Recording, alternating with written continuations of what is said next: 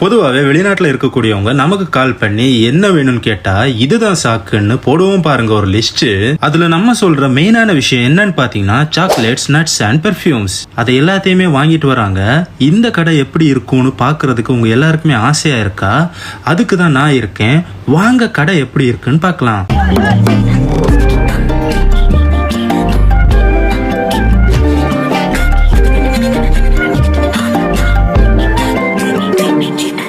எண்ணமே ஏன் உன்னால உள்ள பூந்தது தன்னால, கண்ணமே என் கண்ணால வெந்து செவந்து புண்ணாக ஏதோ நானும் ஒளர, கொஞ்சம் காதல் வளர, உள்ள